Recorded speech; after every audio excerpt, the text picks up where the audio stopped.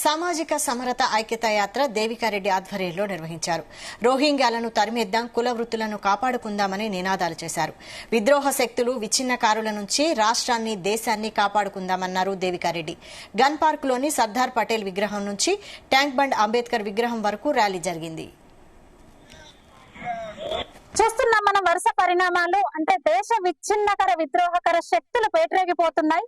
ఏదో ఒక సాకుతో దేశాన్ని కులాల వారీగా, మతాల వారీగా, ప్రాంతాల వారీగా పూర్తిగా మనుషులను విభజించే ఒక కుట్ర జరుగుతోంది.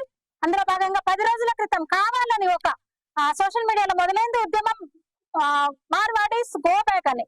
అసలైతే ఇద్దరు వ్యక్తులు, ఒక వ్యక్తి ఇంకో వ్యక్తిని కొట్టాడు. దాన్ని ఇద్దరు వ్యక్తుల సమస్యను పూర్తిగా తెలంగాణ సమస్యగా, రాష్ట్ర సమస్యగా, ఒక పూర్తిగా ఇంకంటే గో బ్యాక్ మార్వాడీస్ అనే నినాదాన్ని ఎత్తుకొని ఎంత రచ్చ చేస్తున్నారో చూసాము. తెలంగాణ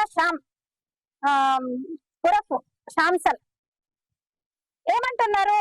ఇన్ని రోజులు ఏం చేశారు రోహింగ్యాలు అంటే, రోహింగ్యాలు 10-12 ఏళ్ల నుంచి రాలేదు, 10-12 ఏళ్ల నుంచి మాత్రమే రాలేదు. 10 ఏళ్ళు, 12 ఏళ్ల నుంచి, 11 ఏళ్ల నుంచి వచ్చిన వాళ్ళు కాదు.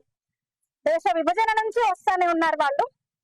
అదే అందుకనే ఈ అక్రమ వలసదారులను, ఇల్లీగల్ ఇమిగ్రెంట్స్ ని, ముఖ్యంగా రోహింగ్యా ముస్లింలను, బంగ్లాదేశ్ ముస్లింల గురించి చాలా ఆందోళనకరంగా, ముఖ్యంగా బార్డర్ స్టేట్ లో మనం రోజు మాట్లాడుకుంటున్నాం, వెస్ట్ బెంగాల్, అసోంలో అక్కడ పరిస్థితి పూర్తిగా డెమోగ్రఫీ చేంజ్ అయిపోయింది.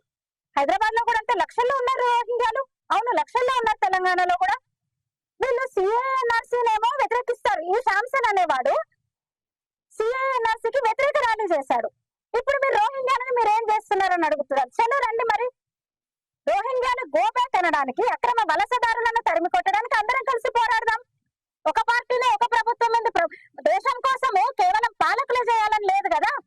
మనందరం ఒక్కొక్క శక్తి నిలబడదాం, పాలకులనే నిలదీద్దాం. ఇక్కడ తెలంగాణ గవర్నమెంట్, కేంద్ర గవర్నమెంట్